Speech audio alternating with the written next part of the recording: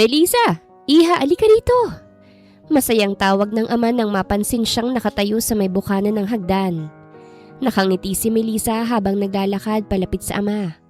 Akala niya isa lamang yung karaniwang pag-uusap tungkol sa negosyo, katulad ng nakasanayan niya. Ngunit nang maupo siya, napansin niyang kakaibang kislap sa mga mata ng ama. Isang kislap na hindi niya gusto. May napag-usapan kami kahapon ni Mr. Rivera. At napagkasunduan namin na panahon na para mas lalong tumibay ang partnership ng dalawang kumpanya. That's good, Papa.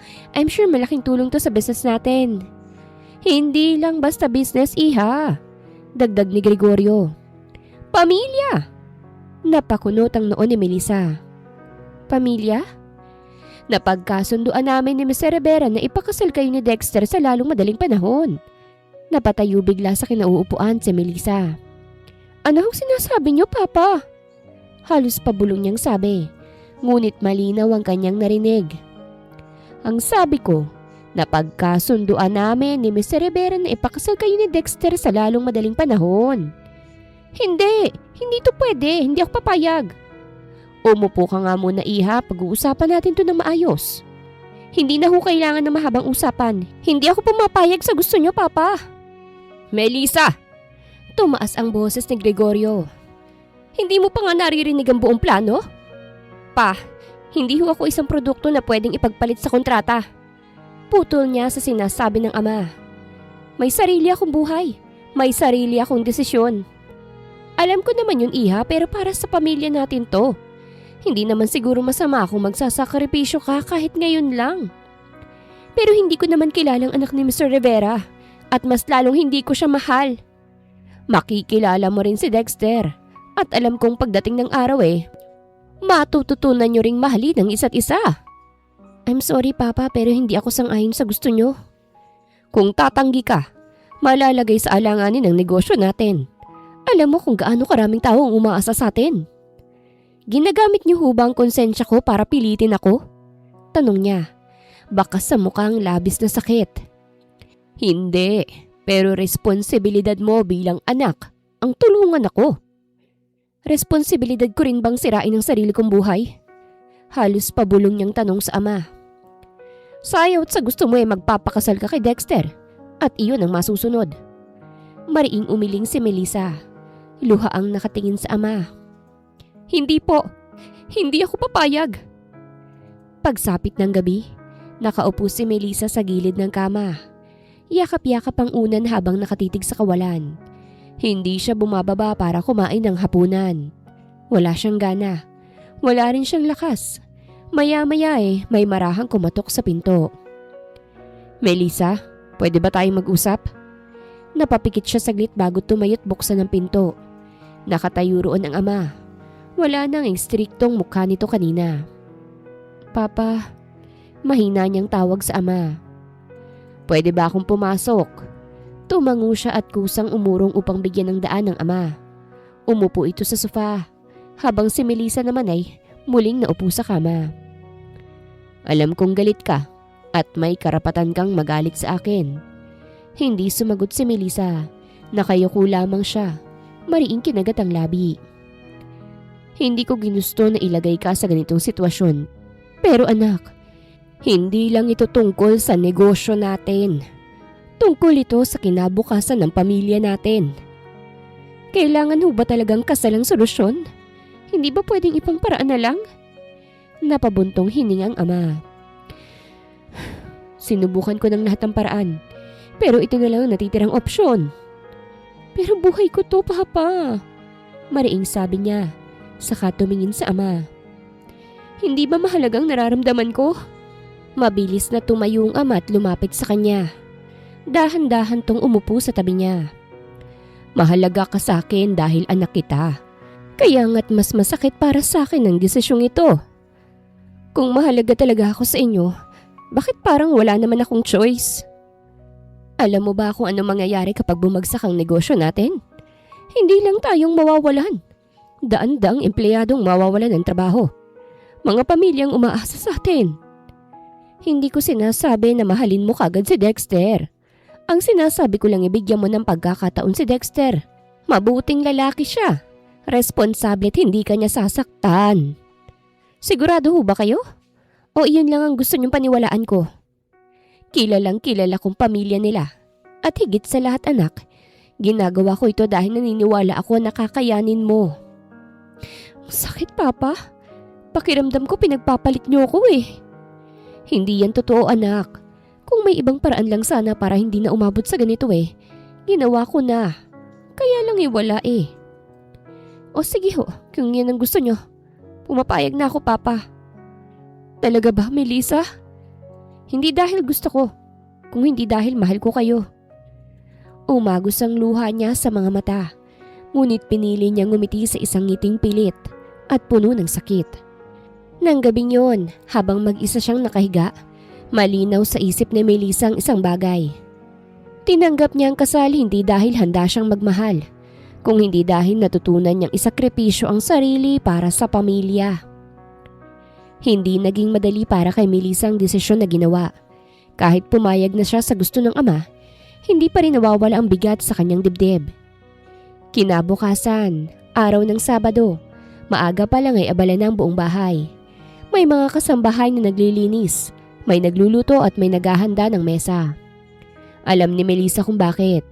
Darating ang lalaking mapapangasawa niya, si Dexter Rivera. Anak, bumaba ka na. Tawag ng kanyang ama mula sa baba. Nandito na sila. Huminga muna ng malalim si Melissa bago tumayo. Humarap siya sa salamin. Inayos ang sarili at pinilit ngumiti kahit pakitang tao lang. Pagbaba niya sa sala, agad niyang nakitang ama na may kausap na mag-asawa. Ang mga magulang ng lalaking ipakakasal sa kanya. Sa tabi ng mga ito ay may isang lalaking nakatayo, matangkad at gwapo. Nang mapatingin to sa kanya, bahagya tong ngumiti. Melissa, anak, hayaan mong ipakilala ko sa iyo si Dexter. Lumapit si Melissa, pilit na ngumiti. Hi, mahina niyang bate. Hi, nice to finally meet you. Sagot ng lalaki. Kung tutuusin gwapo si Dexter. Maayos magsalita at mukha rin tong mabait. Yun ang unang impresyon ni Melissa. Ngunit kahit ganun, hindi pa rin niya maramdaman ang saya at excitement sa paghaharap nila. Mag-usap muna kayo sa garden para makilala niyong isa't isa. Nagkatinginan sila ni Dexter bago sabay na tumango. Tahimik silang naglakad palabas ng garden. Ilang sandali munang katahimikan ang namagitan sa kanila hanggang si Dexter na ang unang nagsalita. Hindi ko alam kung papaanong magsisimula. Sabay nito sabay bahagyang ngiti. Pero siguro maging honest na lang tayo. Mas okay yun. Pagsang-ayon ni Melissa, huminto si Dexter at humarap sa kanya. Ayokong magsinungaling sa'yo Melissa. Hindi rin naman to ang gusto ko eh. Ibig mong sabihin, napipilitan ka rin lang katulad ko? Exactly. Diretsahang sagot nito. Gusto ng mga magulang ko ang pagsasanib ng negosyo natin. Para sa kanila, practical to. Pero para sa akin hindi. May girlfriend ako at mahal na mahal ko siya. Nanlaki ang mga mata ni Melissa, pero hindi sa gulat kung hindi sa kakaibang pakiramdam ng pagka-relate. May girlfriend ka? Ulit niya. Tumango si Dexter. Oo, 5 taon na kami. May balak na sana akong mag-propose sa kanya bago nangyari ang arrangement na ito. Alam ba niyang tungkol dito? Hindi pa.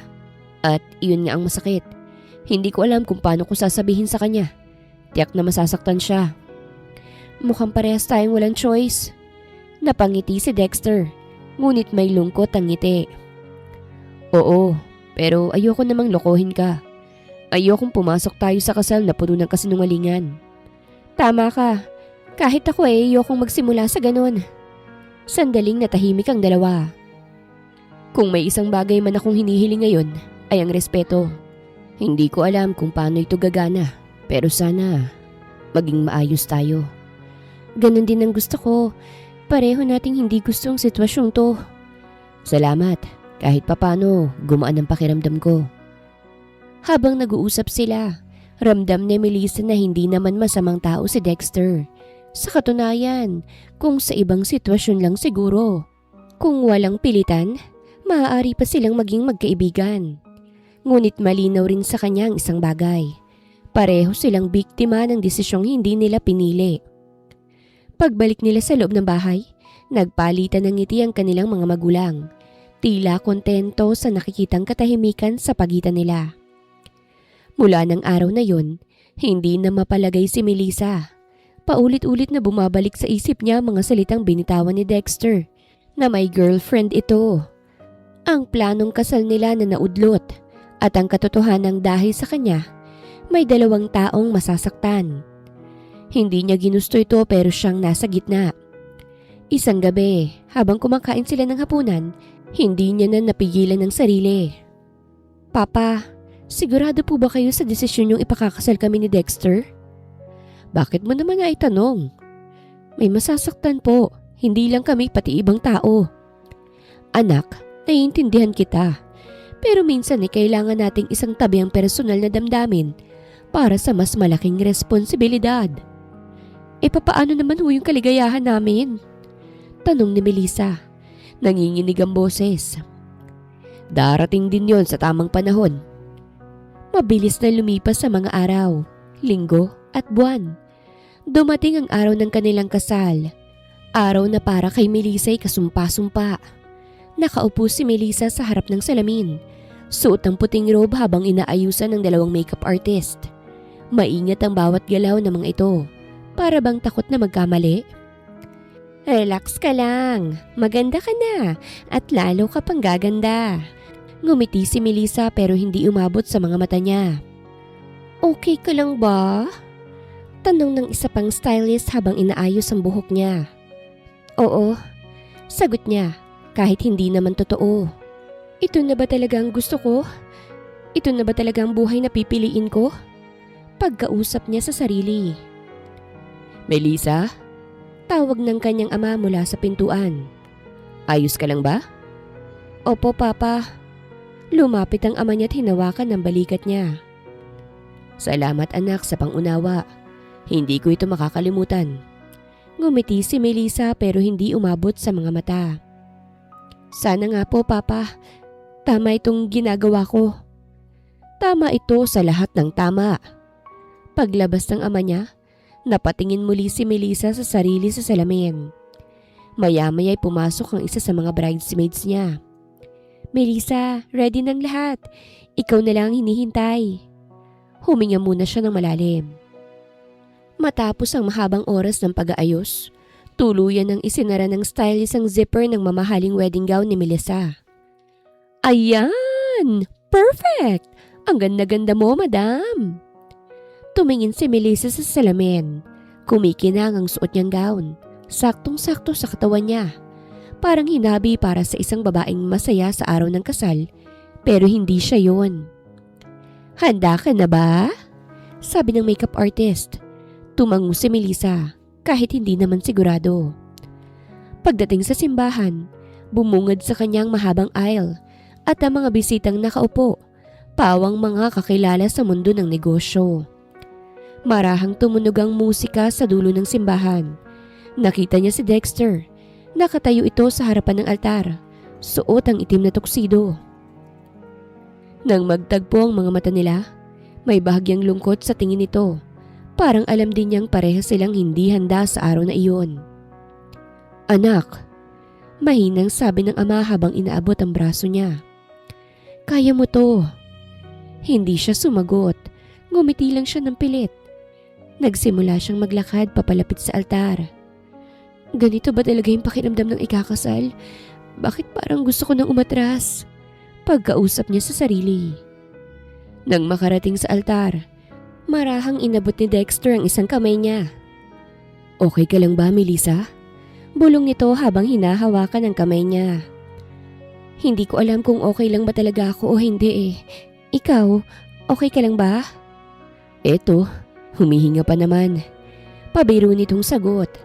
Marahan siyang inakay ni Dexter sa tabi nito, sa harap ng pare. Nandito tayo ngayon para saksihan ang pag-iisang dibdib nila Dexter Rivera at Melissa Ocampo. Habang nagsasalita ang pari, mas lalong bumigat ang pakiramdam ni Melissa. Hawak ni Dexter ang kamay niya pero hindi iyon sapat para pakalmahin ang puso niya. Kung gusto mong umatras, Maiintindihan ko, Melissa. Hindi.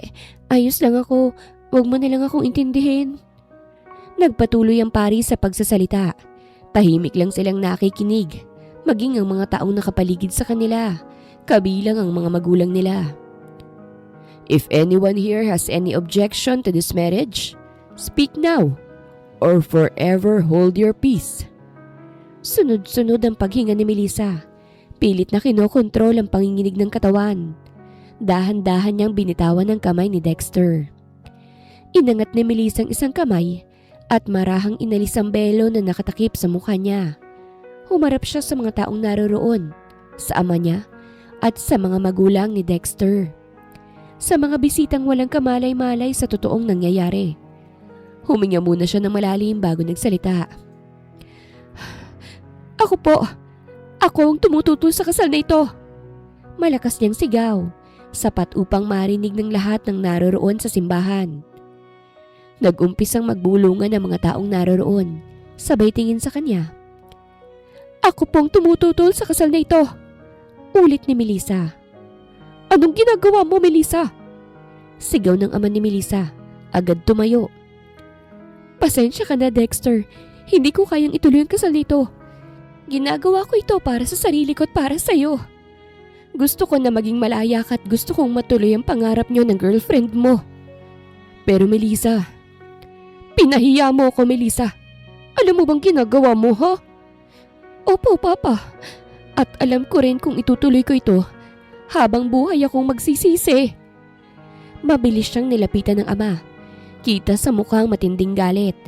Mahigpit nitong hinawakan ang braso niya. Halos mapadiin ang mga daliri sa balat niya. Ano bang ginagawa mo, Melissa? Alam mo ba kung gaano mo kaming pinapahiya? Napangiwi si Melissa sa higpit ng hawak ng ama. Ngunit hindi siya umangal. Sa halip, tumingala siya. Diretso ang tingin. Kahit nangingilid ang luha sa kanyang mga mata. Papa, bitawan niyo po ako! Nakikiusap niyang sabi sa ama. Hindi! Hindi kita bibitawan hanggat hindi mo inaayos ang gulong ginawa mo. Patawarin mo ako, Papa, pero hindi ko kayang magpakasal sa lalaking hindi ko naman mahal. Love? Sarkastikong ulit ng ama. Kailan pa naging sapat ang pagmamahal sa mundo ng negosyo, ha? Hindi lang naman po tungkol sa akin eh. May girlfriend si Dexter at masasaktan to kung matutuloy ang kasal namin. Ayokong maging dahilan para masira ang buhay ng dalawang taong totoong nagmamahalan. Napatingin ng ama ni Melissa kay Dexter na tahimik lang na nakatayo. Mababa ka sa mukhang guilt. Hindi mo na dapat pinoproblema yun. Ang problemahin mo yung responsibilidad mo sa pamilya natin. Responsibilidad ko rin po sa sarili kong maging totoo. Kung itutuloy ko to, habang buhay akong magsisisi. Araw-araw akong gigising na alam kong mali ang desisyon ko. Selfish ka! Sarili mo lang ang iniisip mo. Hindi yan totoo, Papa. Kung selfish ako, tinuloy ko na to kahit alam kong may masasaktan. Saglit na katahimikan ang bumalot sa kanila. Kita ni Melissa ang pagkakabigla sa mata ng ama. Marahil, ngayon lang kasi nitong narinig na nagsalita siya ng ganon. Mahal na mahal kita, Papa, pero hindi ko kayang isakripisyo ang buong buhay ko. Pagkasabi niya ng mga katagang yon, ay marahan niyang inalis ang kamay ng ama sa braso niya. Pasensya na, Papa, pero kailangan ko itong gawin. Sana balang araw mapatawad niyo ako. Bago pa man makapagsalitang muli ang ama, mabilis nang tumalikod si Melissa at naglakad palabas ng simbahan. Melissa! Bumalik ka rito! Melissa! Hindi siya lumingon. Mas binilisan niya ang lakad niya. Halos tumakbo na siya pababa ng hagdan ng simbahan. Magandang araw mga viewers! Ang kwentong ito ay hatid ng Love Series TV. Salamat sa pakikinig! Narinig pa rin niya ang tawag ng ama. Ang bulungan ng mga tao but she blocked them all out. Hawak-hawak niyang laylayan ng wedding gown habang tumatakbo sa gilid ng kalsada. Pagdating sa highway, halos hingali na siya. Huminto siya sandali. Yumuko. Pilit humihinga ng malalim. Maya-maya'y isang bus ang huminto sa mismong harapan niya. Bumukas ang pinto at sumilip ang konduktor. Miss, sasakay ka ba? Opo, agad niyang sagot kahit hindi sigurado kung saan pupunta. Mabilis siyang umakyat sa bus. Nang makapasok sa loob, saka lang siya nakahinga ng maluwag. Naupo siya sa may bandang gitna, hawak-hawak pa rin ang gown. Hindi alintana ang mga matang nakatingin sa kanya at nagbubulungan. Samantala, sa bahay ng mga Moran, kakaahon lang ni Dominic sa pool nang salubungin siya ng ina. May hawak itong tray at inilapag sa table na naroroon. Mamaya ng kasal mo, bakit hindi ka pa naghahanda? Maghahanda na rin ho, mama. Tipid niyang tugon. Okay, sige iho. Again, thank you so much sa pagpayag mo, ha? Mahal kita, mama, at gusto kitang maging masaya. Kung itong pag-aasawa ko magpapasaya sa inyo, gagawin ko. Siya si Dominic Moran. Walang balak na mag-asawa. Ang gusto lang niya ay magpayaman ng magpayaman. Ngunit ang mama niya na mismo ang gumawa ng paraan para makapag-asawa siya. Dahil mahal niyang ina kaya't pumayag na lamang siya sa gusto nito. Ito na rin ang naghanap ng mapapangasawa niya at si Eva na kababata niyang napili nito. Ang mama rin niyang nag-ayos sa kanilang kasal. Wala siyang ibang gagawin kung hindi ang sumipot sa araw ng kasal. Ngunit nang nasa harapan na siya ng altar, doon niya napagtanto na hindi pala niya kayang magpakasal sa babaeng hindi naman niya mahal. Huminga muna siya ng malalim bago tumingin sa babaeng nasa harapan niya, si Eva. Lalo itong gumanda sa suot na puting gown. Isang ngiti ang sumilay sa mga labi nito nang magtama ang kanilang mga mata. Ngunit imbis na ngumiting pabalik, nagbaba ng tingin si Dominic, dahilan upang lapitan siya ni Eva. Dominic, mahinang tawag ni Eva. Okay ka lang ba? Eva, paus niyang tawag sa pangalan nito. Ninenervyos ka ba? Normal lang yan sa taong ikakasal. Hindi, Eva. Hindi lang to basta nervyos. Napakunot ang noo ni Eva. Anong ibig mong sabihin? I'm sorry, Eva, pero hindi na matutuloy ang kasal natin. Nanlaki ang mga mata ni Eva. Anong ibig mong sabihin? Hindi kita maintindihan. Hindi ako magpapakasal sa'yo. Alam mong dahilan ko, di ba? Kaya lang naman ako pumayag dahil sa pangungulit ni Mama. Pero I realize na hindi ko pala kaya. I'm so sorry, Eva. Huwag ka namang magbiro ng ganyan, Dominic, oh. Nangingilid ang luha sa mga mata nito. Please, hindi to nakakatuwa. Hindi ako nagbibiro. Ayokong magsinungaling sa'yo. Hindi kita mahal. Alam mo yan. Hindi ko kayang ituloy ang kasal na ito. Pero sinabi mong susubukan mo. Sinabi mo na payag ka na magpakasal sa akin. Dahil yun ang akala ko. Pero mahirap dayain ang sarili. Lumuhod si Eva sa harapan niya. Hindi alintana kung marumihan man ang gown at ang mga taong nakatingin sa gawin nila. Please, Dominic! Mahal kita! Kahit hindi mo ako mahal, matututunan mo rin akong mahalin. Huwag mo naman akong iwanan dito. Huwag mo akong ipahiya. Tumayo ka dyan, Eva. Mahina niyang sabi. Huwag mong gawin yan. Hindi. Huwag mo akong iiwan. Handa akong maghintay hanggang sa matutunan mo na akong mahalin. Pagkalabas ni Dominic ng simbahan, ay hindi na siya lumingon pa. Diretso siyang naglakad patungo sa parking lot. Nang makapasok sa loob ng kotse, ay malakas niyang isinarang pinto sa kanapahawak sa manibela. Damn it! Mahina niyang mura. Saglit niyang ipinikit ang mga mata bago mariing hinawakan ng susi at pinaandar ang makina. Habang binabaybay ang kalsada, paulit-ulit na bumabalik sa isip niya ang nangyari sa simbahan. Tama ba tong ginawa ko? Tanong niya sa sarili. Wala siyang mapuntahan.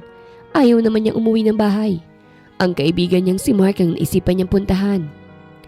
Pagdating sa bahay nito, agad siyang bumaba at kumatok. Ilang ulit ngunit walang sumasagot. Mark, si Dominic to. Andiyan ka ba sa loob? Napabuntong hininga siya. Hinugot niya ang cellphone. Tinawagan niyang kaibigan sa numero nito. Hello? Hinihingal na boses ang sumagot sa kabilang linya. Mark, asan ka? Nasa bahay mo ako ngayon. Mabilis niyang sabi.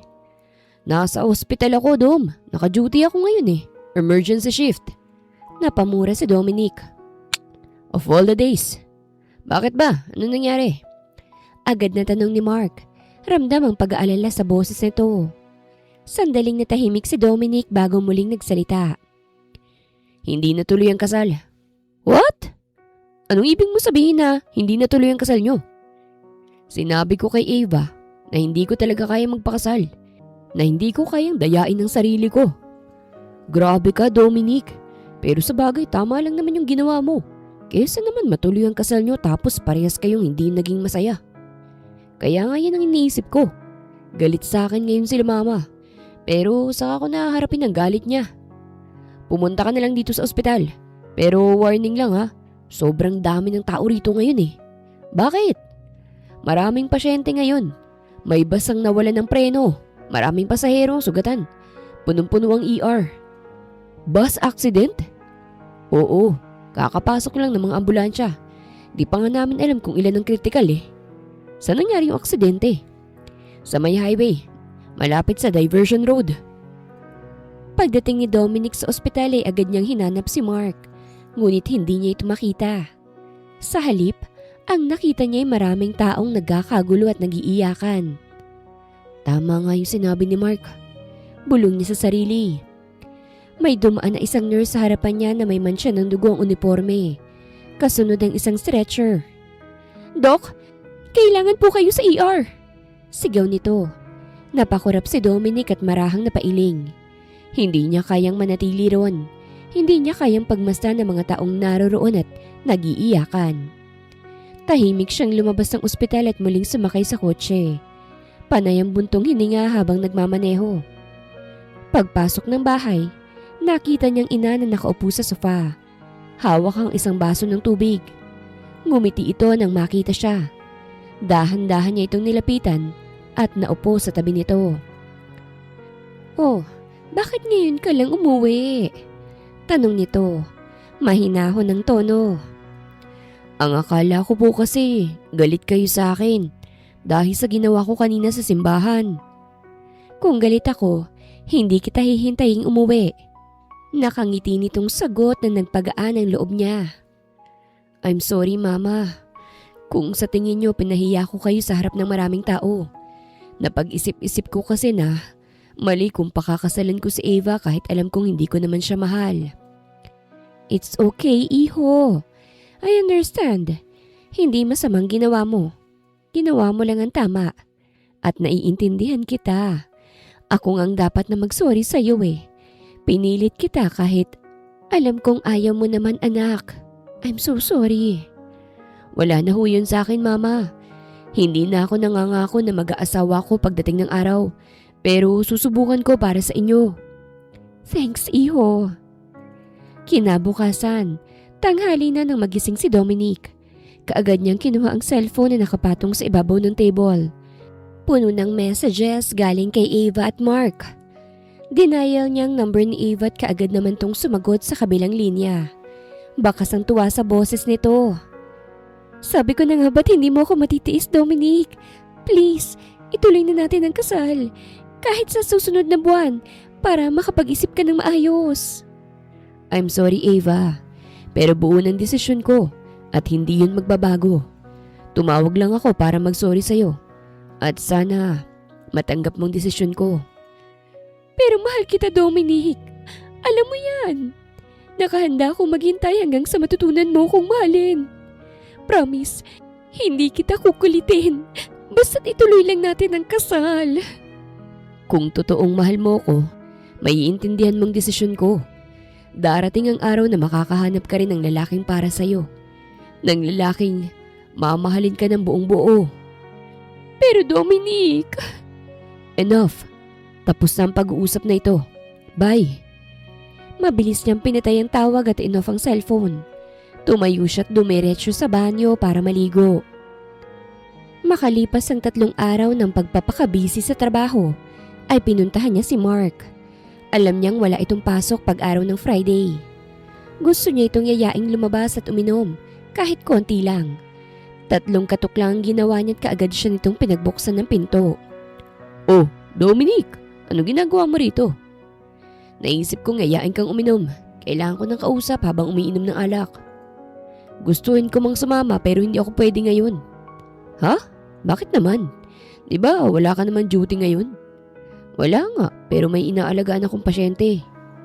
Inaalagang pasyente? Sino? Alika sa loob, ipapakita ko sa'yo. Pagpasok ni Dominic sa guest room, napansin niyang isang babaeng nakahiga sa kama. Nakabalot ng kumot ang katawan at may benda sa noo. Nanlaki ang mata ni Dominic. Wait, sino siya? Isa siya sa mga pasahero sa naaksidenteng bus. Ilang araw na yung nakakalipas. Yung kinuwento ko sa'yo sa phone, remember? Yeah, naalala ko yun. Pero teka, ba't mo naman siya inuwi rito sa bahay mo? 3 araw na siyang nasa ospital. Pero wala ni isang nagtatanong para sa kanya. Tapos, nawalan pa siya ng memorya dahil sa tinamong pinsala sa ulo. May amnesia siya? Oo, pero pansamantala lang naman yun. Hindi niya alam kung sino siya, kung saan siya nakatira, kung may pamilya ba siya o wala. Okay naman na yung mga sugat niya kahit naisipan kong iuwi na lang siya rito sa bahay para maalagaan ni Tita Rose. Saglit na pinagmasdan ni Dominic ang babae. Matangos ang ilong. May kilay na makakapal na bumagay sa mga mata't labi na mamula-mula. In short, magandang babae at may magandang pangangatawan kahit natatakpan nito ng kumot. May sasabihin ako sa iyo, Mark. Seryoso niyang sabi sa kaibigan. Dahilan upang humarap to sa kanya. Anong sasabihin mo? Mukhang seryoso yun ah. Ako na mag-aalaga sa kanya. Kung ayos lang sa'yo. Walang paligoy-ligoy na sabi niya. Nanlaki ang mga mata ni Mark. Ikaw? Ikaw ang mag-aalaga sa kanya? Bakit naman? Oo, para maalagaan siya ng maayos sa bahay. At para may kasama si mama habang nasa trabaho ako. Bukod sa mga katulong. Sigurado ka ba sa sinasabi mo, Dominic? Oo naman. Mukha ba akong nagbibiro sa lagay na ito? Pero bakit? Hindi mo naman siya kilala. At mas lalong hindi mo responsibilidad. Alam ko. Pero naaawa ko sa kanya. Wala siyang maalala. Walang pamilya na naghahanap. Ayoko namang maiwan siya sa sitwasyong ganito. Kung yan ang gusto mo, hindi kita pipigilan. Pero sinasabi ko sa'yo, mabigat tong pinapasok mo ha.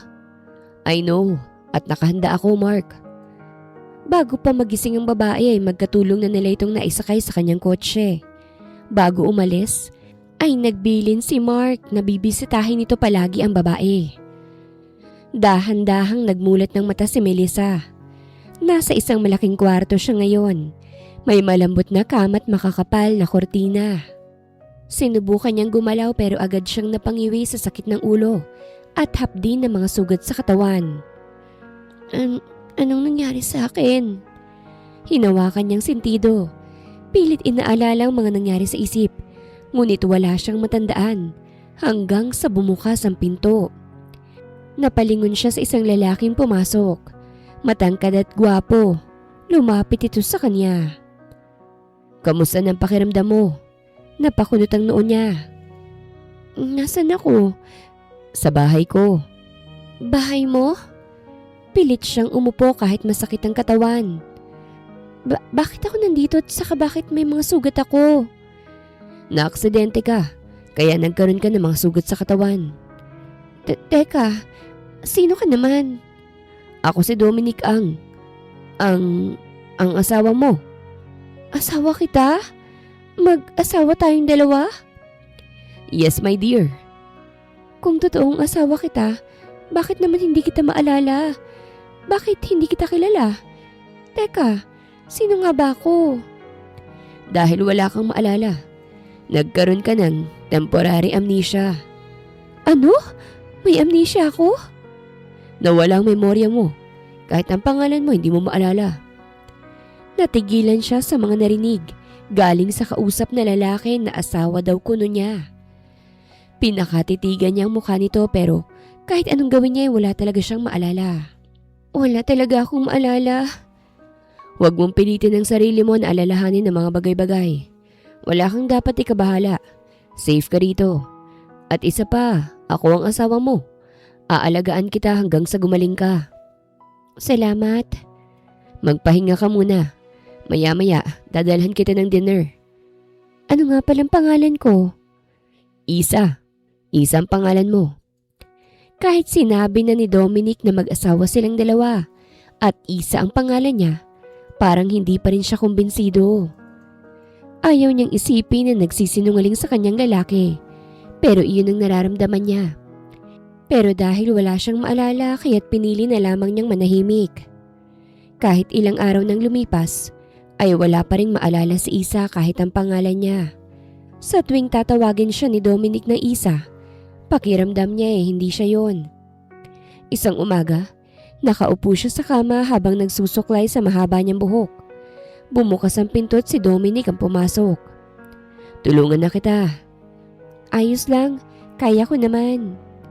Hindi mo kailangang pilitin ang sarili mo. Kung asawa talaga kita, bakit pakiramdam ko parehas tayong stranger sa isa't isa? Pakiramdam mo lang yun. Siguro dahil wala kang maalala. Hindi ba dapat kahit papano may maramdaman ako? Kahit konti.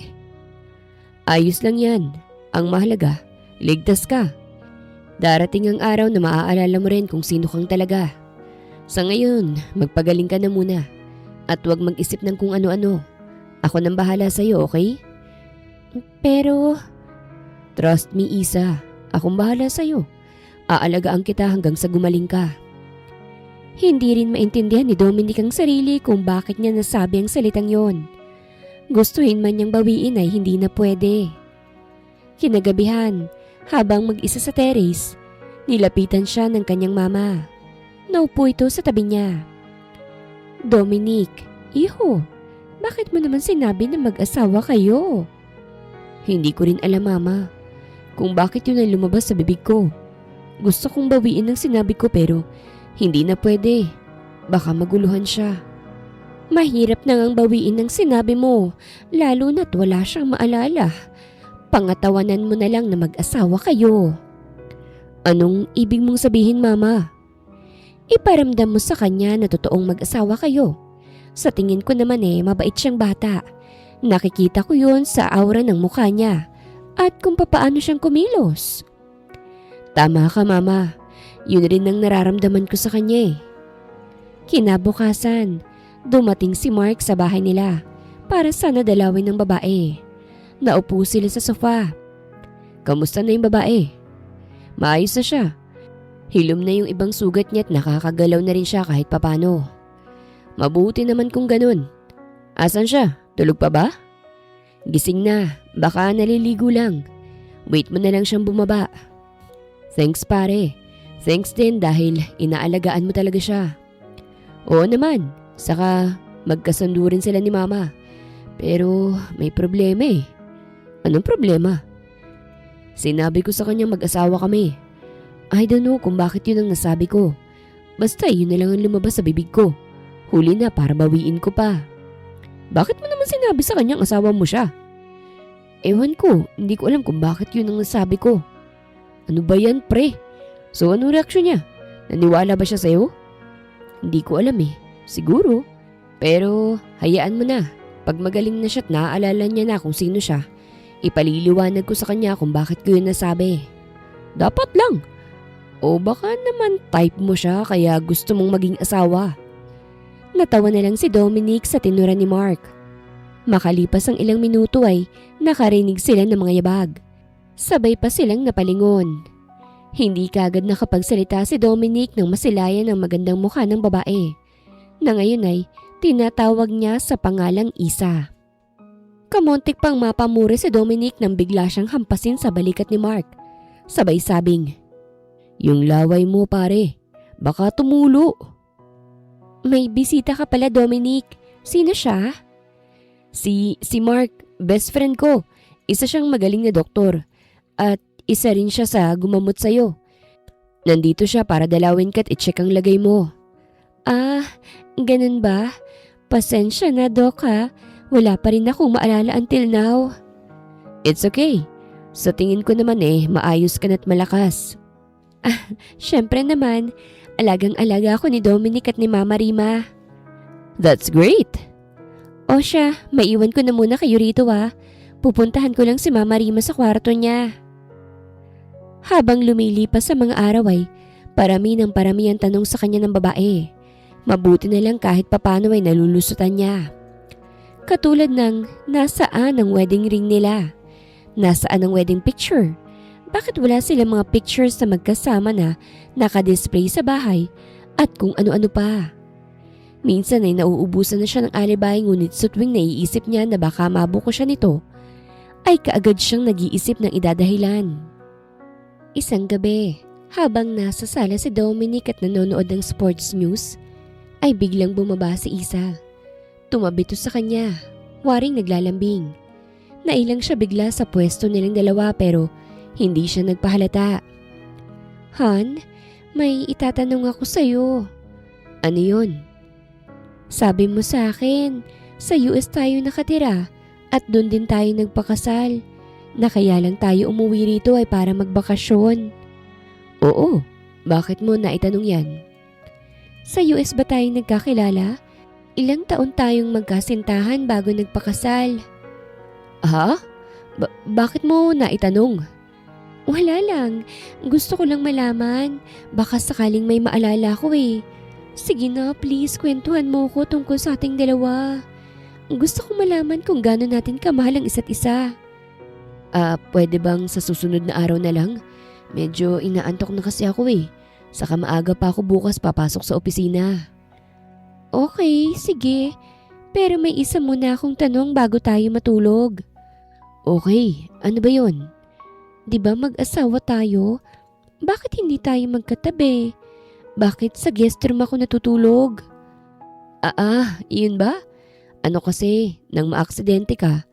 Ang sabi ni Mark, mas maganda kung sa guest room ka muna para solo mong kwarto. At para hindi kita maistorbo. Magaling na ako Baka naman pwede na ako matulog sa kwarto natin. Please? Ano kasi? Please? O sige, kung yan ang gusto mo. Talaga? Thank you so much. O sige, mauna ka na sa kwarto. May kukunin lang ako sa guest room.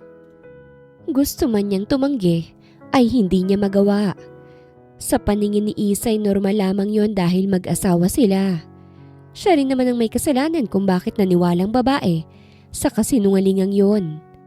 Nang gabing yon, maaga silang pumasok sa kwarto, ngunit hindi agad siyang nakatulog. Nakahiga siya sa gilid ng kama, pilit pinakakalmang sarili habang naririnig ang mahina't pantay na paghinga ni Isa sa tabi niya. Hindi siya sanay na may katabi sa pagtulog. Matagal na siyang natutulog na mag-isa, sanay sa katahimikan at sa lawak ng kama na kanya lamang. Pero ngayon, iba ang pakiramdam ni Dominic. May babae sa tabi niya. Isang babaeng hindi niya asawa. Pumikit siya. Sinubukang matulog ngunit hindi niya magawa. Sa bawat galaw ni Isa, bahagyang pag-ikot ng katawan o paghinga nito ng mas malalim, ay tila mas lalo siyang nagigising.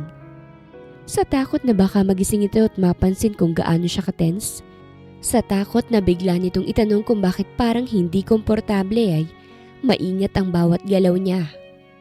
Huminga siya ng malalim at tumagilid. Piniling harapin ang kabilang side ng kama. Pero kahit nakatalikod na siya, ramdam pa rin niya ang presensya ni Isa sa likuran niya. Kakapikit pa lang ni Dominic nang maramdamang niyakap siya ni Isa. Halos magdikit na ang mga katawan nila. Pakiramdam ni Dominic ay may mainit na nabuhay bigla sa kanyang pagkatao. Init na ngayon lamang niyang naramdaman sa tanang buhay niya. Maingat niyang hinawakan si Isa at aalisin sana ang pagkakayakap nito sa kanya. Ngunit mas lalo lamang itong sumiksik, dahilan para lalo siyang mahirapang makalayo rito. Kinabukasan, nauna siyang magising kay Dominic. Dahan-dahan niyang iniharap ang mukha sa lalaking nasa tabi niya. Malaya niyang pinagmasdan ang gwapo nitong mukha. Ang bahagyang gusot na buhok, pero hindi nakabawa sa kagwapuhan nito. Kahit wala siyang maalala tungkol sa kanilang dalawa, kahit hindi niya matandaan kung papaano silang nagkakilala o papaano silang nauwi sa pagiging mag-asawa. Ramdam niya sa puso niya na hindi siya kailanman sasaktan ng lalaking katabi. Maingat siyang bumangon mula sa kama. Pilit iniiwasang makagawa ng anumang ingay na maaaring gumising sa lalaki. Tahimik siyang pumasok sa banyo at naligo. Hinayaang dumaloy ang malamig na tubig sa kanyang katawan. Paglabas ng banyo, bahagya siyang natigilan. Gising na si Dominic. Nakatayo itong malapit sa kama at titig na titig sa kanya. Sa isang iglap, nakaramdam siya ng kakaibang hiya at pagkailang. Isang pakiramdam na hindi niya mawari kung bakit bigla na lamang sumulpot sa kanyang dibdib. "Good morning. Kanina ka pa ba gising?" Alanganin niyang tanong. "Hindi naman. Kagigising ko lang. Ang aga mo atang gumising ngayon." "Oo eh. O sige, mauna na akong bumaba sa'yo ah. Sunod ka na lang after mong maligo." Pagpasok ni Isa sa kusina, nadatnan niya si Mama Rimang nakaupo sa pagkainan. Hawak ang tasa ng kape at tila naghihintay. Ngumiti ito sa kanya at sinenyasan siyang maupo sa tapat nito. "Alika, maupo ka na rito, Iha. Si Dominic ba gising na?" Napatingin siya sa hagdanan bago muling ibinalik ang tingin kay Mama Rima. "Nasa taas po, naliligo pa po." Ilang sandali pa'y bumaba na rin si Dominic. Nakabihis na to. Halatang handang-handa na sa pagpasok sa opisina. Saglit na nagtagpo ang mga mata nila bago ito naupo sa tabi niya. Walang masyadong usapan ngunit ramdam ni Isa ang kakaibang presensya ni Dominic sa tabi niya. Isang presensyang hindi niya maipaliwanag kung bakit nagbibigay sa kanya ng kapanatagan. Matapos kumain, agad nang tumayo si Dominic at kinuha ang susi ng sasakyan. "Mauna na ako." "Ingat ka." Magkapanabay nilang sabi ni Mama Rima. Tumango ito bago tuluyang lumabas ng bahay. Naiwan si Isa sa mesa. Nakatitig sa pintuang kakasara pa lamang. Hindi niya alam kung bakit bigla siyang nakaramdam ng lungkot. Kahit saglit lang naman silang magkakahiwalay. Upang maaliw ang sarili, naisipan niyang magdilig ng mga halaman sa garden. Kinuha niya ang hose at dahan-dahang naglakad palabas. Habang dinidiligan ng mga bulaklak, napapangiti siya sa tuwing nakikita ang mga dahong kumikislap sa tama ng sikat ng araw. Isang babae ang bigla na lamang sumulpot sa kanyang harapan. Matangkad, elegante ang suot at halatang mayaman. Napahinto si Isa sa pagdidilig at bahagyang napaurong. Saglit silang nagkatitigan. Nanatiling nakatayo si Isa sa gitna ng garden habang mataray siyang pinagmamasdan ng babae. Ramdam ni Isa ang matalim na titig nito. Parang sinusukat ang bawat galaw niya, bawat paghinga. "Sino ka?" "Ako si Isa, ang asawa ni Dominic." "Ano sabi mo? Asawa ka ni Dominic?" "Oo. Bakit? Hindi mo ba alam?" "Boba! Magtatanong ba ako sa'yo kung alam ko?" Sorry. Ikaw, sino ka at anong ginagawa mo rito sa bahay namin?" "Ako si Ava, ang girlfriend ni Dominic. At malapit na kaming ikasal. Kaya ikaw, tigilan mong pag-iimbento na asawa ni Dominic. Dahil hindi yan mangyayari. Ako lang nag-iisang babae na iyaharap niya sa altar." "Hindi ako nagsisinungaling. Nagsasabi ako ng totoo. Kahit itanong mo pa kay Mama Rima." Natigilan naman ng babae at muli siyang pinasadahan ng tingin mula ulo hanggang paa. Nang matapos siya nitong suriin, ay walang paalam na iniwan siya nito sa garden at pumasok sa loob ng bahay. Pagsapit ng hapon ay hinintay talaga ni Isa ang pag-uwi ni Dominic galing trabaho. Hindi naman nagtagal ay dumating na ito. Nagtaka pa ito nang mapansin na seryoso ang mukha niya at hindi man lang umingiti. Naupo ito sa kanyang tabi at agad siyang tinanong kung may dinaramdam ba siya. "Kung may dinaramdam ka o masakit sa'yo, sabihin mo sa akin para matawagan ko si Mark." "Ayos lang ako, pero kailangan nating mag-usap tungkol sa ating dalawa." "Di ba, sinabi ko na sa'yo ang lahat?" "Hindi yun. Tungkol to kay Eva. Bakit hindi niya ako kilala? Bakit hindi niya alam na asawa mo ko?" "Nagpunta dito si Eva?" "Yes, at nag-usap kami." "Anong sinabi niya sa'yo?" "Girlfriend mo raw siya at malapit na kayong ikasal." "Totoo ba yung sinasabi ni Eva? Sumagot ka!" Alam ni Dominic na darating ang sandaling yon at hindi niya yon mapipigilan. Naisip niyang panahon na para itama ang lahat. Panahon na para aminin ang kasinungalingang siya mismong gumawa. Hindi niya kayang tumingin sa mga mata ni Isa habang sinasabi ang katotohanan, pero pinilit niyang sarili. Alam niyang masasaktan si Isa. Alam niyang magagalit ito, ngunit mas masakit ang manatili sa kasinungalingan kesa harapin ang galit nito. At nang tuluyan niyang aminin ang totoo, nakita niya kung papaanong nagbago ang ekspresyon sa mukha ni Isa. May sasabihin ako sa'yo. Alam kong magagalit ka sa akin pero kailangan mong malaman ng totoo. Anong totoo? I'm sorry. Nagsinungaling ako sa'yo. Hindi totoong mag-asawa tayo at hindi totoo na Isa ang pangalan mo. Anong sinasabi mo, Dominic? Hindi kita naiintindihan. I'm sorry kung nagsinungaling ako. Nataranta ako nang magising ka, tanungin mo kung sino ako. Kaya sinabi ko na mag-asawa tayo. Sa maniwala ka man o hindi, malinis ang hangarin ko. Ang gusto ko lang ay makatulong. Ang gusto ko lang, magkaroon ka ng pamilyang masasandalan habang nagpapagaling ka pa. Ilang araw ka na sa ospital pero wala kang mga kamag-anak na naghahanap sa'yo. Kaya't naisip ni Mark na iuwi ka na lang sa kondo niya. Nang makita kita, agad kong sinabi kay Mark na ako na lang mag-aalaga sa'yo hanggang sa gumaling ka. Ang gusto ko lang, tulungan ka. Yun lang, wala nang iba pa. Paano mo nasabi na yan ang hangarin mo? Nagsinungaling ka sa akin.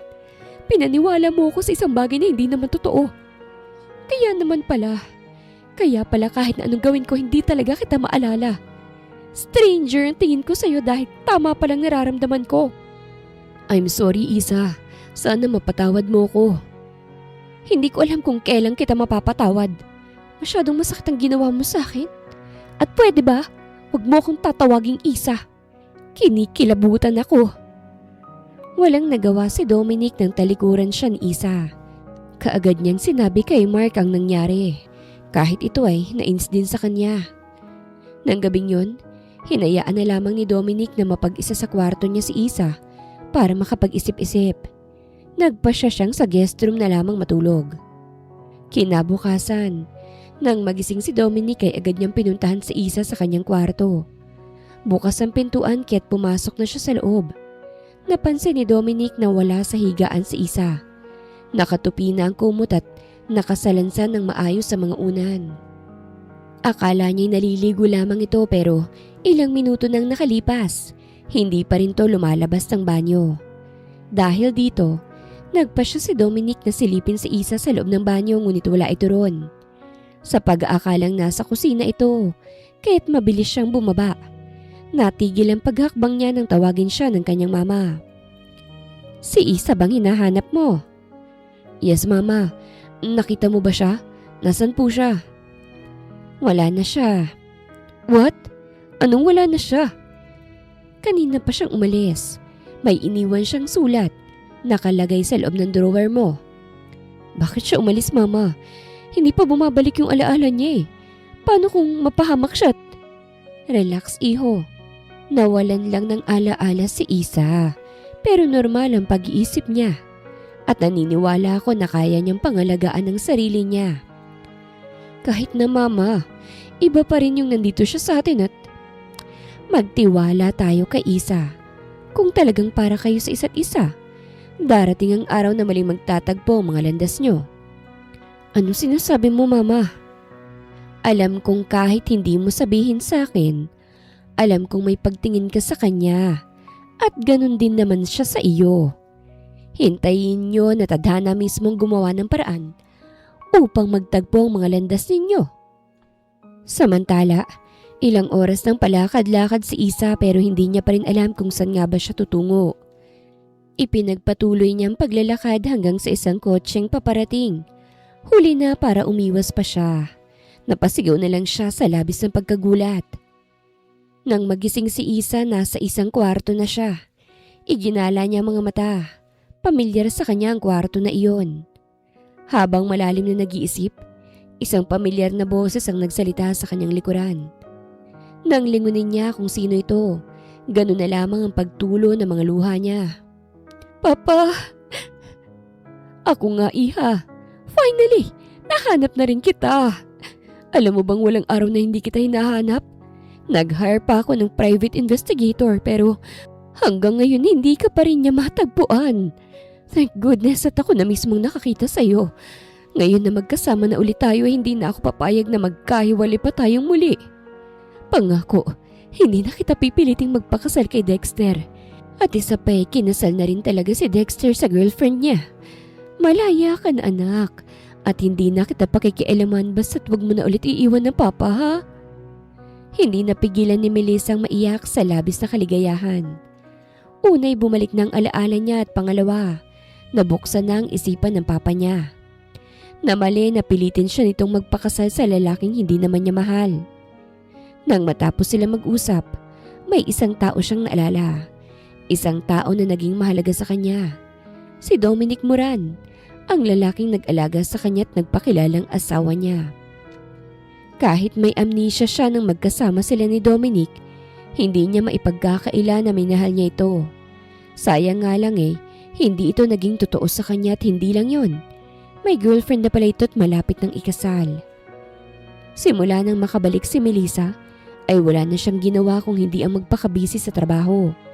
Nang sa ganun, hindi niya maalala si Dominic. Dahil sa pagiging subsob sa trabaho, hindi na malaya ni Melissa na 5 buwan na palang nakakalipas simula nang magtagpo ang mga landas nila ni Dominic. Araw ng Sabado, nakatanggap ng tawag si Melissa galing sa kaibigan niyang si Daisy. Nagyayaya itong gumimik. Dahil matagal-tagal na rin ang huli siyang gumimik kaya pumayag siya. Eksaktong 8:00 ng gabi nang magkita-kita silang magkakaibigan sa isang bar sa Ortigas. Buti naman Melissa at pumayag ka nang sumama sa amin. Kasi kung hindi magtatampo na talaga kami sa'yo. Pasensya na Daisy. Sobrang busy lang talaga sa opisina kaya wala akong time na lumabas. Hayaan nyo. Pag hindi na ako masyadong busy, babawi ako sa inyo. Aba dapat lang Ayan Daisy, i-record mo yung sinabi ni Melissa ha. Baka makalimutan niya yan. Mahirap na. Don't worry Angie. Na-record ko na yan kanina pa. Naiiling na lang si Melissa sa mga kaibigan. Sa kalagitnaan ng kanilang pag-iinom, saglit siyang nagpaalam sa dalawa. Kailangan niyang gumamit ng banyo. Kanina pa siyang naiihi. Habang naglalakad patungong banyo, isang pamilyar na lalaki ang nakita niya. Hindi siya maaaring magkamali. Si Dominic Moran yun. Magtatago na sana si Melissa pero huli na dahil nakita na siya ni Dominic at papalapit na ito sa kanya. Umakto siyang parang wala lang, lalo na nang makalapit ito sa kinatatayuan niya. Sabi ko na nga ba ikaw yan? Kamusta ka na Isa? Ako to si Dominic. Hindi mo na ba ako naaalala? Sorry, pero hindi Isa ang pangalan ko.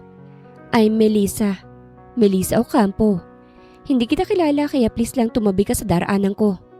Malamig niyang sabi. Kung ganun, bumalik na palang alaala mo. Nakalimutan mo ba talaga ako o ayaw mo lang akong maalala? Pareho. Saka walang rason para alalahanin pa kita. Una, hindi kita kilala. Pangalawa, may kanya-kanya tayong buhay. Ganun lang ba sa'yo kadaling makalimutan ako? Naitapon yung mga araw na magkasama tayo? Hindi ko alam yung mga sinasabi mo. Excuse me, kailangan ko nang umalis. Ngunit bago pa man siya makahakbang, maagap nang nahawakan ni Dominic ang isang kamay niya at mabilis siyang hinila. Dahilan upang mapasubsob siya sa matipuno nitong dibdib. Ano ba? Bitawan mo nga ako? Pasigaw niyang sabi. Pinilit niyang makawala sa pagkakahawak ni Dominic, ngunit sadyang malakas ito sa kanya. Hindi kita bibitawan hanggat hindi tayo nagkakausap ng maayos. Sumama ka sa akin. May alam akong lugar na makakapag-usap tayo ng maayos sa tahimik. Hindi ako sasama sa'yo, kaya pwede ba bitawan mo na ako? I said, hindi kita bibitawan hanggat... Fine! Mabilis niyang putol sa sasabihin ni Dominic. Good girl! Nagtaka si Melissa nang dalhin siya ni Dominic sa isang condo unit sa Ortigas. Nauna itong bumaba sa kanya. Pinagbuksan siya nito ng pintuan ngunit hindi siya kumilos. Bakit hindi ka pa bumababa? Akala ko ba mag-uusap tayo? Bakit dito mo ko dinala? At kaninong kondo to? Kondo ko ito at dito tayo mag-uusap. Tahimik, walang makakarinig sa atin. Solo natin ang lugar. Ayoko nga. Baka mamaya may balak kang masama sa akin. Hindi kita gaanong kilala. Malay ko ba kung rapist ka o gusto mo kong gawan ng masama? Naisip mo talaga yan? Alam mo, Melissa, kung gusto kitang gawan ng masama, dapat nung nasa bahay ka pa lang, nung magkatabi tayo sa iisang kama. Inis niyang inirapan si Dominic na ikiningiti naman ito. Hinawakan nitong isang kamay niya at inalalayan siyang makababa ng kotse. Relax, wala akong gagawing masama sa'yo. Mag-uusap lang tayo, maliban doon wala na. Alam naman ni Melissa na hindi masamang tao si Dominic at alam niyang hindi siya nito gagawaan ng masama. Sumakay sila sa elevator. Napag-alaman ni Melissa na nasa 15th floor pa lang unit nito. Nang makapasok sila sa loob ng unit, ay agad siya nitong pinaupo sa mahabang sofa. Habang ito naman ay nasa isahang upuan umupo. Anong pag-uusapan natin? Bilisan mo, baka hanapin ako ng mga kaibigan ko. Nang umalis ka sa bahay, hinanap kita. Pero bigo akong makita ka. Gusto ko sanang magpa-interview sa media pero pinigilan ako ni Mama. Ang sabi niya sa akin, hayaan ko na lang ang tadhana na mismong gumawa ng paraan para magkatagpo ulit ang mga landas natin. At ito na yun, Melissa. Bakit mo pa ako gustong makita? Dahil umalis ka nang hindi man lang nagpapaalam sa akin. Umalis kang galit sa akin na hindi tayo okay. Kung ano man ang nangyari noon, kalimutan mo na. Kasi ako nakalimutan ko na yon. Hindi na ako galit sa'yo. Naiintindihan ko kung bakit mo yun ginawa. Talaga? Kung ganoon, pwede ba tayong maging magkaibigan? Sorry pero marami na akong mga kaibigan. At isa pa, hindi ako nakikipagkaibigan sa mga lalaki. Hindi na ako magpapaligoy-ligoy pa. Hindi lang kaibigan ang gusto ko. Gusto kitang ligawan kung okay lang sa'yo. Nakita ni Dominic ang labis ng pagkagulat sa mukha ni Melissa nang sabihin niyang liligawan niya ito. Mahabang katahimikan ang dumaan bago ito nagsalita. Liligawan mo ko? Bakit? Nakataas ang kilay nitong tanong sa kanya. Dahil gusto ko. Gusto kita, Melissa. Matagal na. Sa tanang buhay ko ngayon lamang ako na in love. Ngayon lamang ako nagkagusto sa isang babae. Sinungaling! Sigaw nito sa pagmumukha niya.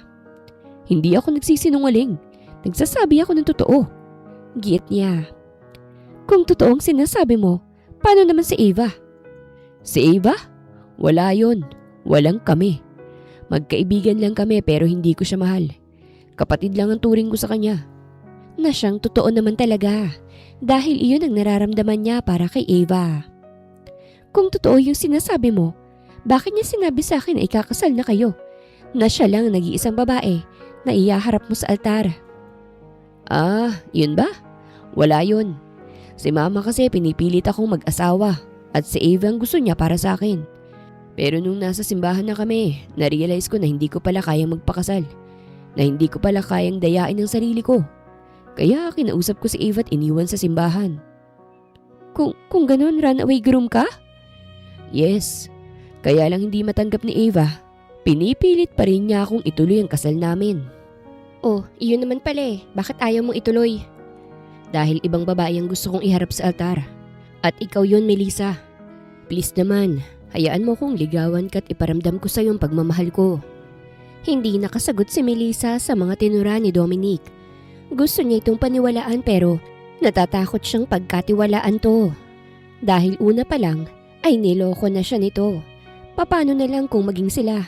Baka lokohin na naman siya nito at iyon ang hindi niya hahayaang mangyari. I'm sorry, pero hindi kita gusto. May ibang mahal na ako at hindi ikaw yon. Mabilis siyang tumayo.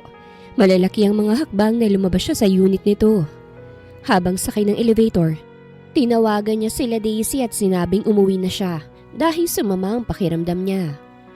Samantala, hindi naman matanggap ni Dominic na nabigo siya sa unang pag-ibig. Dahil dito ay tinawagan niya si Mark at niyayang uminom. Mabuti na lang at available to. So ano ng plano mo ngayon? Hindi ko pa alam. Ang sakit-sakit, Mark. First time kong magmahal tapos masasaktan lang pala ako. Kung alam ko lang na ganito hindi ko na sana inamin sa kanya na mahal ko siya. Parang yun lang sumusuko ka na kagad. Kung mahal mo talaga siya, ipaglaban mo. Hindi yung susuko ka na lang basta-basta. Ipakita mo kay Melissa na mahal mo talaga siya. At ikaw ang karapat-dapat sa pag-ibig niya. Dahil sa mga sinabi niyo ni Mark, kahit papano ay nabuhayan ng loob si Dominic. Tama si Mark, hindi niya kailangang sumuko agad. Kailangan niyang ipaglaban ang pagmamahal kay Melissa. Kinabukasan, maaga pa lang ay gumising na si Dominic. Balak niyang puntahan si Melissa sa opisina nito sa Alabang. Napag-alaman niyang pag-aari ng pamilya nito ang pinakamalaking hotel doon. Aba? Saan pupunta ang uniko iho ko? Aakyat ng ligaw, mama. Nakangiti niyang sagot. Aakyat ng ligaw?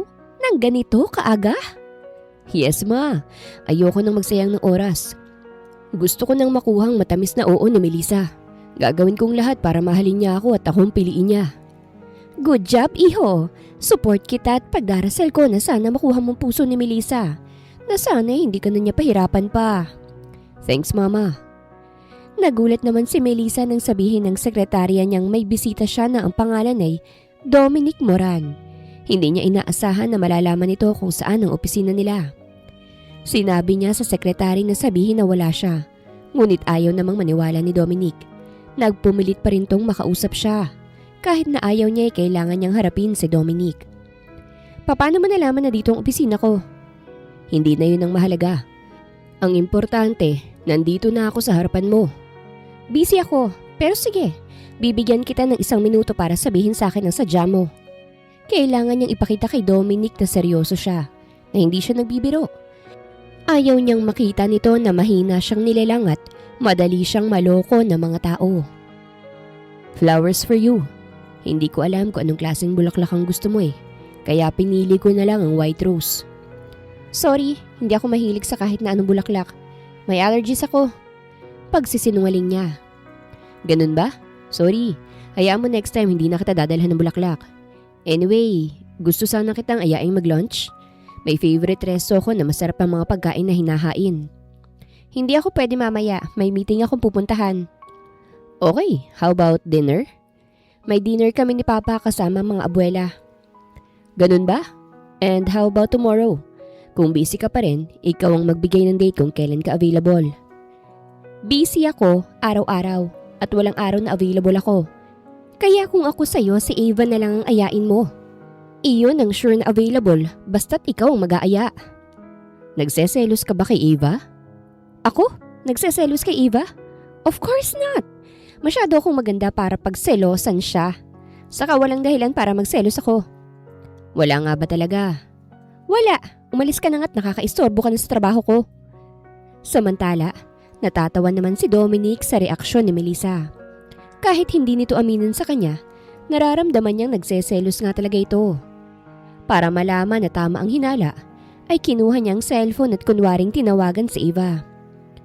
Hello Ava, si Dominic to. Itatanong ko lang kung busy ka mamayang gabi. Gusto sana kitang ayain mag-dinner sa paborito kong restaurant. Yes, sa Ortigas. Okay, 7 p.m. Gusto ko magbihis ka ng pinakamagandang damit mo. Gusto ko ikaw ang pinakamaganda sa mga mata ko. Okay, see you later. Bye. Kailangan talaga dito sa harapan ko? Umalis ka na nga. Storbo. Tama ka. Kailangan ko na ngang umalis kasi kailangan ko maghanda para mamaya sa dinner date namin ni Eva. Bago umuwi ng bahay ay sinadya ni Dominic na daanan si Eva para humingi ng tulong para pagsilosin si Melissa. Aba't himala dinalaw mo ako. Anong meron? Kailangan ko ng tulong mo. Ikaw lang ang makakatulong sa akin Anong tulong ba yung kailangan mo? Gusto kong pagselosin mo si Melissa. Gusto kong malaman kung tama bang hinala ko na mahal rin niya ako. Na pinipigilan lang niya yung sarili niya. Masakit to sa akin pero dahil mahal kita, kaya sige, tutulungan kita. Thank you so much Eva. Sabi ko na nga ba hindi mo ako matitiis Pasalamat ka mahal kita dahil kung hindi ko talaga to gagawin Sa opisina, 3:00 pa lang ng hapon ay umalis na si Melissa. Nagtataka pang papa niya kung bakit maaga siyang umuwi ng bahay. Nagpahinga lang saglit si Melissa. Nang makapagpahinga ay mabilis siyang naligo. Nang matapos ay naghanap siya ng magandang isusuot. Hindi niya alam kung bakit niya yun ginagawa. Basta't ang alam lang niya ay kailangan siyang pinakamaganda sa mga mata ni Dominic. Nang matapos magbihis ay humarap siya sa salamin. Naglagay siya ng konting makeup at lipstick. Nang masiguradong maganda na siya, sa kanya dinampot ang bag at lumabas na ng kwarto. 5 minutes bago mag-7 ng gabi ay nasa resto na si Melissa, kung saan magdi-dinner sila Ava at Dominic. Nakasimangot siya nang makitang magka-holding hands na dumating sila Dominic at Ava. At sa tingin niya gustong-gusto ni Dominic ang pagkakadikit ng katawan kay Ava na labis niyang ikinainis. Sinungaling ka talaga, Dominic, kahit kailan.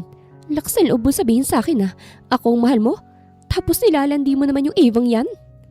Nagngingit-ngit niyang bulong sa sarili. Sa labis na inis ay hindi na nakapag-isip ng tama si Melissa. Basta na lang niyang nilapitan ng dalawa at hinila palapit sa kanya si Dominic. Wala kang karapatang hawakan si Dominic. Sa akin lang si Dominic. Naririnig mo ba, Ava? Sa akin lang si Dominic. Matapang niyang sabi. Wala nang pakialam si Melissa kung pinagtitinginan man sila ng mga taong naroroon. Basta ang gusto niya ay mabawi ang para sa kanya. Eh di sa'yo na yung gusto mo. Talaga? Nang maiwan silang dalawa sa table, ay mabilis niyang binitawan ang kamay ni Dominic at lumayo ng konti. Oh, ba't mo binitawan ang kamay ko? Ikaw rin, baka may umagaw sa akin sa'yo. Baka magsisi ka. Bakit naman ako magsisisi? Aminin mo na kasing mahal mo rin ako. Na kaya ka nandito dahil nagseselos ka. Na ayaw mo akong mapunta kay Ava. Fine! Oo na, mahal nga kita. Pero natatakot ako na baka lokohin mo ulit ako. Na baka magsinungaling ka na naman at gumawa ng mga kwento sa akin. Huwag kang matakot, Melissa. Hindi na yun mangyayari. Kaya ko lang naman nagawang magsinungaling sa'yo dahil unang kita ko pa lang sa'yo ay tumibok na kagad ang natutulog kong puso. Yes, mahal kita since day one. Yun ang dahilan kahit sinabi ko kay Mark na aalagaan kita. Hindi ko lang agad maamin sa sarili ko dahil ng time na yun ay may amnesia ka. Iniisip ko noon, paano kung may asawa ka na pala? Paano kung hindi ka na pala pwedeng mahalin? Siyempre, first time kong magmahal, kaya ayokong masaktan.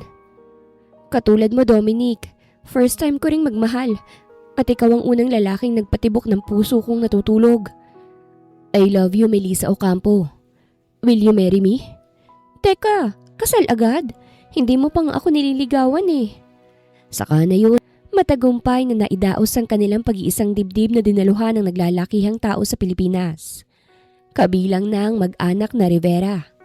Hindi rin nawala si Mark na siyang best man ni Dominic at si Ava na maid of honor niya. Sino mag-aakala na ang isang runaway bride at runaway groom ang nakatakdang magsama habang buhay? Akala ni Melissa, sa fairy tale lang yun mangyayari, pero hindi pala. Dahil nangyayari rin to sa tunay na buhay. Ilang buwan na lang hinihintay nila ni Dominic. Magiging ganap na silang mga magulang na siyang kukumpleto sa pamilya nila. At ang magpapatibay sa pagmamahala nila. Isang malaking pamilya ang pangarap nilang buuin. Isang pamilya na punong-puno ng pagmamahalan at pagkakaisa. Nasa kasarapan ng tulog si Melissa nang magising sa mainit na mga halik ng asawa. Walang pag-atubiling nagpaubaya siya. Ilang sandali pang lumipas, kapwa na sila walang saplot sa katawan at malayang dinarama ang init ng kanilang pagmamahalan.